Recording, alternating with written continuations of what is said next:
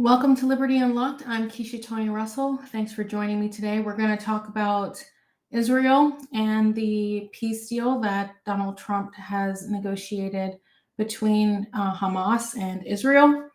And we will go through that. We'll talk about some of the other forms of persecution that are going on in the world, including with Christians, and how they compare to what's going on in Israel right now. And then we'll talk about what can we do about all this as Christians. So let's start with talking about this peace deal.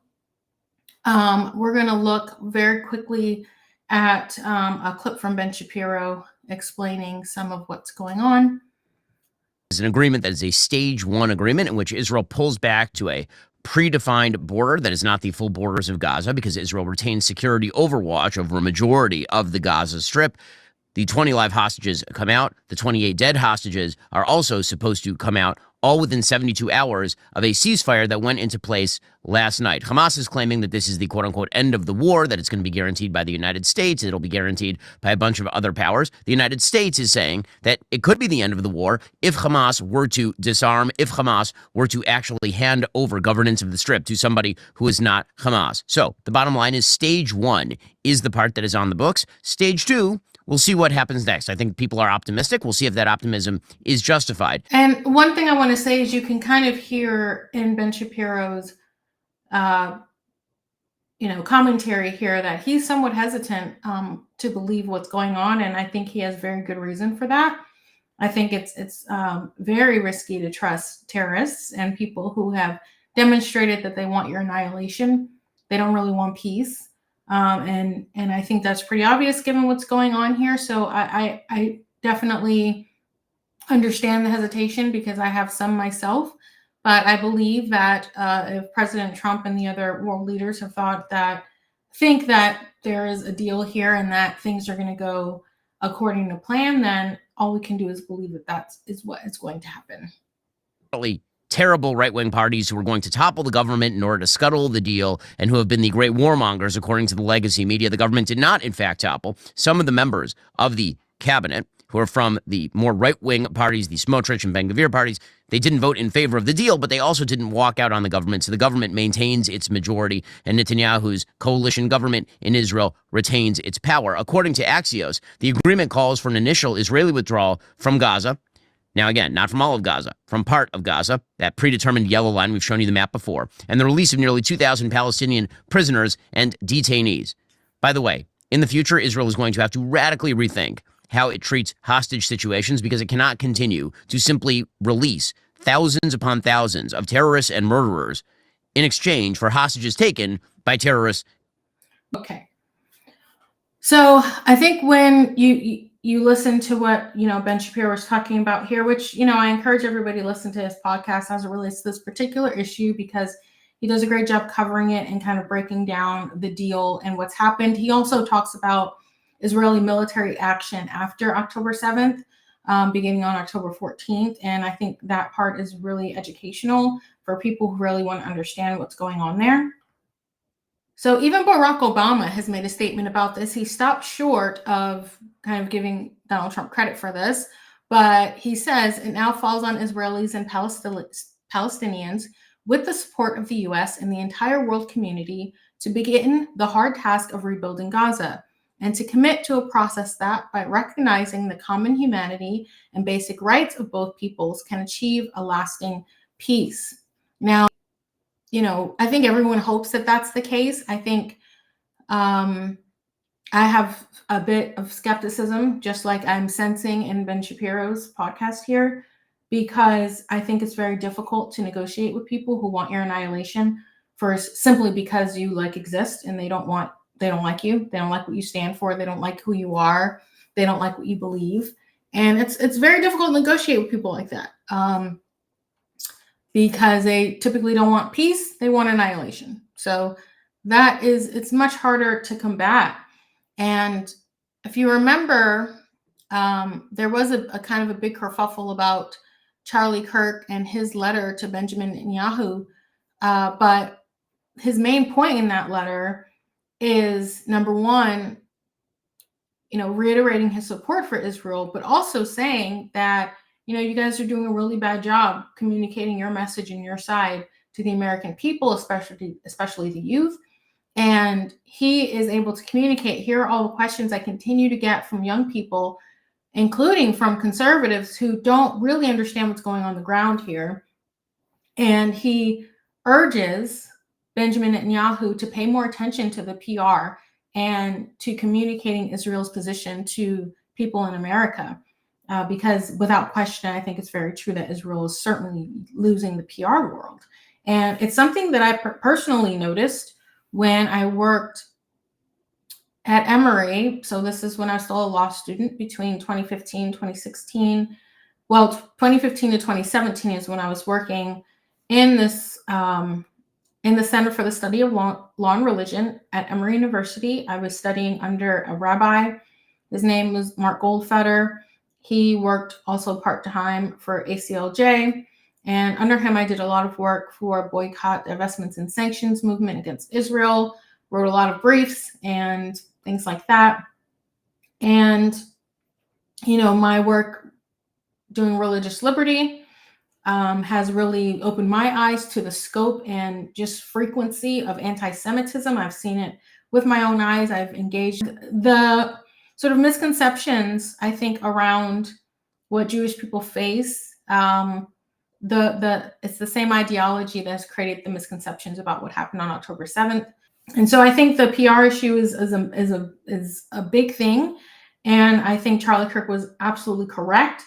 But this sort of miseducation, although I think it's greatly impacting the Jewish population in America right now because of what we're seeing right now in terms of the persecution they're facing, a lot of that comes from this. But it's the same, you know, miseducation that also leads to people ignoring it when Christians are persecuted as well. You know, it's from the exact same space of hate and supremacy.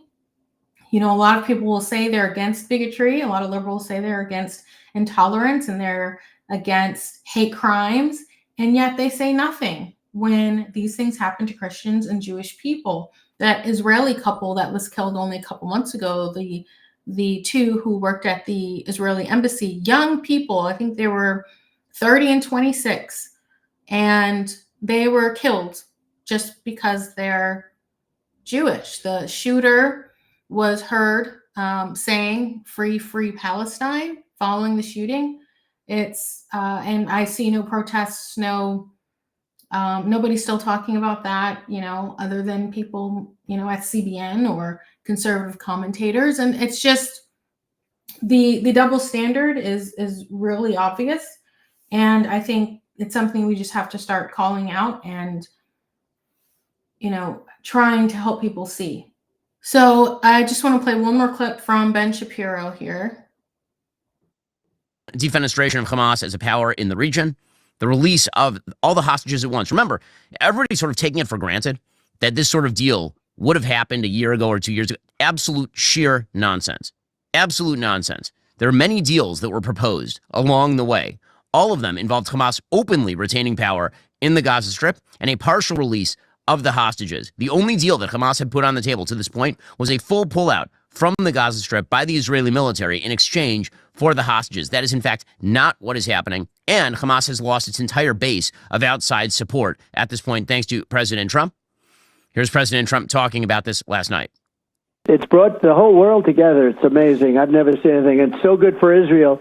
I spoke to Bibi Netanyahu just a little while ago. He called. He said, "I can't believe it." He said, "Everybody's liking me now." Meaning him. He said, I said, more importantly, they're loving Israel again. So you can see a lot of optimism about this deal and what it means for Israel. I don't think this is going to be the end of, you know, the constant attacks on Israel and the Jewish people. And, you know, a lot of the people in Gaza just are suffering because of these terrorists. And, you know, their open hostility for the Jewish people is causing them to do a lot of disgusting, horrible things that impact everyone who lives in that region. And, you know, one of the reasons why I think it's important to study this issue as complicated as it is, as difficult as it is, Christians you have to understand what's going on here. We as Christians know that many of the same people who target the Jews target us too. They have the same ideology, and that includes people, the young people in America who are shouting free, free Palestine are also the ones talking about how awful Christians are, and the fact that those kinds of ideologies are the kinds of ideologies that destroy freedom in every country. And historically, that has been proven. I want to show a clip from CBN about some of the persecution going on around the world regarding Christians. And if you want to keep up on this issue, CBN is the best place to do it. They're pretty much the only media source that covers this regularly. So this is going to be one about this particular clip is about the Christians being beheaded by ISIS in Mozambique. We have a horrific and graphic report to share with you. Over 30 Christians have been beheaded by the Islamic State Mozambique province, also known as ISMP. CBN's Billy Hollowell joins me now. Billy, how are you processing this? It is hard to process the fact that you, in 2025, have people around the world who are terrorists who are beheading Christians. It is the most horrific thing imaginable. And we've seen this again and again and again. And I think for me, the thing I'm processing is this reality that in America, we live with such freedom, right? We have our debates, we have our issues over the First Amendment, we have our fights, we have our political infighting and our battles. But the freedom that we live with, I think, isolates us from the reality and the understanding that most people around the world are living in utter horror. And most people around the world, most Christians, are living in places where persecution is so dire that you can get beheaded simply for loving Jesus. And so that is convicting to me. It always sort of brings. Yeah, it's convicting to me too. And if you're a Christian, it should be convicting for you. We shouldn't take our freedom for granted here, because so many people suffer greatly and give their lives for loving Jesus Christ, for being believers, for spreading the gospel. There's a beautiful video of a Christian church in Nigeria, and their church is completely burned to the ground by these terrorists, and they're worshiping inside that church because of their love for God, and because obviously they understand that what they're fighting against is much greater than sort of the brick and mortar church. But this is all a spiritual thing, and I think it's very difficult for people to see through the smoke and the news and just the constant messaging. And that's why we have to be constantly praying that we are sober-minded, that we can keep our conscience, that we can see clearly what's going on in front of us, because the Bible says that many people will be under a strong delusion that they will call good evil and evil good. And I see that all the time, and not just my job, but in the media, in academia. I even see it amongst friends, people who say, yes, I'm Christian, but then you ask them what they believe, and what they believe is really antithetical to Christianity and the Bible. And that is a result of deception. That's a result of believing lies. That's a result of thinking that what you're hearing in the world makes more sense than what God says in his word and in the Bible. What we're seeing right now is a result of the spiritual condition of our country, of the world. And as Christians, we have to ask ourselves every day where our hearts are, if we're committed to God and his truth, or if we're committed to the culture and, the lies and deception that come from it. I'm going to leave you with this scripture to meditate on, 2 Corinthians 10, 3-5. For though we live in the world, we do not wage war as the world does.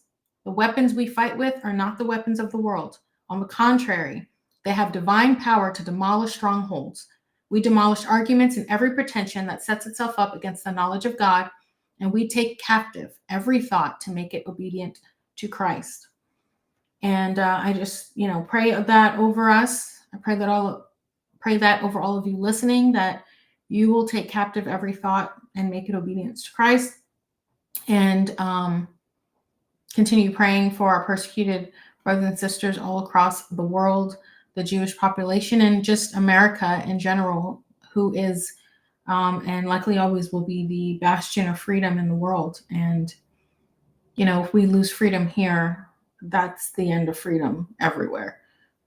We are the model, and whether people want to believe that or not, that is the way it is. America is very important. And so if an evil ideology is able to take over America and to reduce it to a place of persecution and destruction, then the rest of the world will likely fall as well. So stay sober-minded, people, and stay prayed up. I'll see you next time. If you like what you saw, you will love my book, Uncommon Courage, Defending Truth and Freedom While There Is Still Time. I recommend the audiobook, which I recorded in my voice.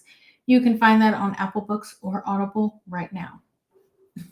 Tell them, like and subscribe. Say like and subscribe. Thank you. Say like and subscribe to Mommy's podcast. Go on. Tell them.